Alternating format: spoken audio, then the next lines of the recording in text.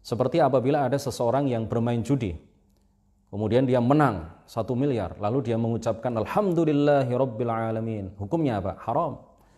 Haram. Jadi orang yang seperti ini menang lotre, menang judi, lalu dia mengucapkan Alhamdulillahirabbil alamin, hukumnya adalah haram.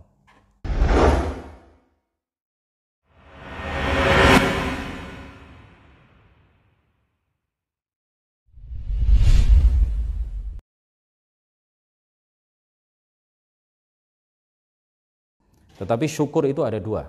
Jadi ada syukur wajib, ada syukur yang sunnah.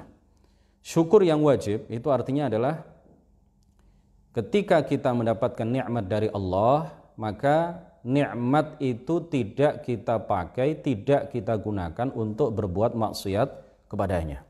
Tetapi sebaliknya, kita gunakan nikmat itu untuk melakukan berbagai kewajiban, berbagai ibadah, berbagai ketaatan, berbagai kebaikan kepada Allah Subhanahu wa ta'ala. Itu artinya syukur yang wajib. Kemudian yang kedua, sebelum yang kedua, syukur yang wajib ini tidak bisa dilakukan ya, kecuali dengan ilmu. Ya, kecuali dengan ilmu. Jadi orang yang tidak berilmu, dia tidak akan bisa sempurna syukur wajibnya. Dia tidak akan bisa melakukan syukur wajib secara sempurna.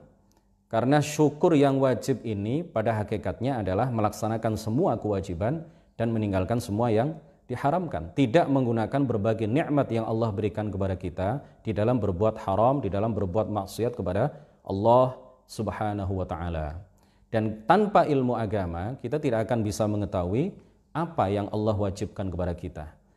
Tanpa ilmu agama, kita tidak akan mengetahui apa yang Allah haramkan kepada kita. Tanpa ilmu agama kita tidak akan mengetahui apa saja yang termasuk maksiat kepada Allah. Orang yang bodoh, orang yang tidak berilmu, maka dia tidak akan bisa melaksanakan syukur yang wajib ini secara sempurna. Nah, berbeda dengan orang yang berilmu, yang mengamalkan ilmunya, maka dia akan bisa melakukan syukur yang wajib ini. Di dalam Al-Quran Allah Subhanahu wa ta'ala menegaskan wa qalilun min ibadiyasy syakur wa qalilum min ibadiyasy syakur ay aghlabun nasi laisu atqiya. Jadi sedikit sekali orang itu yang betul-betul bersyukur kepada Allah. Jadi syakir itu artinya orang yang bersyukur. Kalau syukur itu dilakukan secara sempurna, maka dia disebut syakur. Rasulullah adalah syakur. Afala akunu abdan syakura, kata Rasulullah Shallallahu Alaihi Wasallam kepada Sayyidah Aisyah.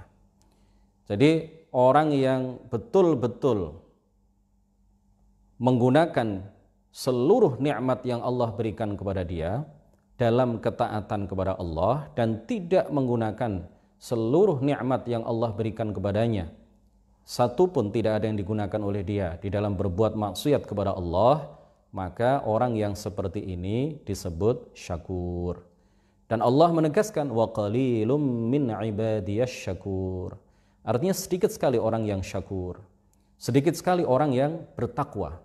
Jadi syakur ini sudah mencapai derajat takwa karena dia artinya telah melaksanakan semua kewajiban dan meninggalkan semua yang diharamkan oleh Allah Subhanahu wa ta'ala. Dan sedikit sekali orang yang seperti ini.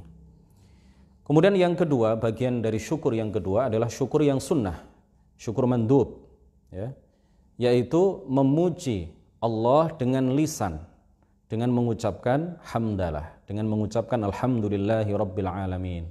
Ketika kita mendapatkan nikmat dari Allah berupa apapun, kemudian kita mengucapkan alhamdulillahi rabbil alamin. Ini sunnah hukumnya. Nah, dengan makna inilah perkataan Ibnu Abbas diartikan oleh para ulama. Ibnu Abbas radhiyallahu anhuma mengatakan man qala alhamdulillah faqad syakarallah. Barang siapa yang mengucapkan alhamdulillah maka berarti dia telah bersyukur kepada Allah. Artinya apa? Syukur sunnah. Jadi ucapan Ibnu Abbas ini bukan tidak dimaknai oleh para ulama dengan syukur yang wajib, tetapi diartikan dengan syukur yang sunnah. Athar yang dikatakan oleh Ibnu Abbas ini diriwayatkan oleh Abu Nuaim di dalam kitab Al-Hilyah dan At-Tabarani di dalam kitab Ad-Du'a. Musyahidin, para pemirsa yang dirahmati oleh Allah Subhanahu wa taala, kemudian mengucapkan hamdalah, alhamdulillahi rabbil alamin.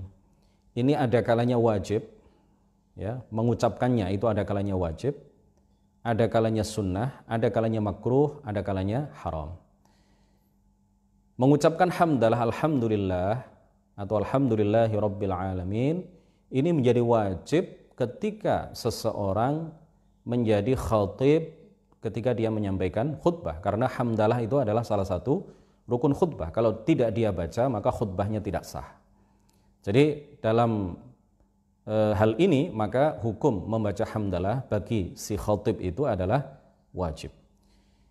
Kemudian yang kedua, ada kalanya sunnah, yaitu ketika kita menerima nikmat sebagaimana yang tadi sudah kita sampaikan, ketika kita mendapatkan nikmat dari Allah Subhanahu wa taala, kemudian kita mengucapkan hamdalah alhamdulillahi rabbil alamin.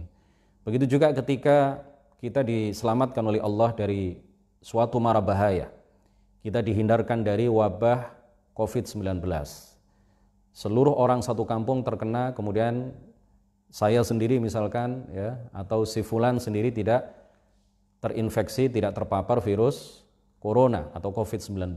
Kemudian dia mengucapkan alhamdulillahi rabbil alamin, maka ini hukumnya adalah sunnah. Kemudian yang ketiga, makruh. Jadi orang mengucapkan hamdalah itu bisa jadi hukumnya adalah makruh, yaitu ketika ada seseorang yang berada di WC, sedang keluar kotoran atau sedang keluar air kencing, kemudian dia bersin lalu mengucapkan hamdalah alhamdulillah. Ini hukumnya apa? Makruh. Sebaiknya jangan dilakukan. Jadi makruh itu artinya apa? Sebaiknya jangan dilakukan. Jadi kalau dalam kondisi seperti ini, maka dia diam saja. Karena zikir di dalam WC itu hukumnya adalah makruh. Secara lisan, ya. Kalau zikir dalam hati silahkan. Tetapi kalau zikir secara lisan, maka hukumnya adalah makruh. Yang keempat, bisa jadi orang yang mengucapkan hamdalah, alhamdulillah, itu terjatuh ke dalam perbuatan haram. Seperti apabila ada seseorang yang bermain judi, kemudian dia menang 1 miliar, lalu dia mengucapkan alhamdulillahi rabbil alamin. Hukumnya apa? Haram. Jadi orang yang seperti ini menang lotre, menang judi, lalu dia mengucapkan alhamdulillahi rabbil alamin, hukumnya adalah haram.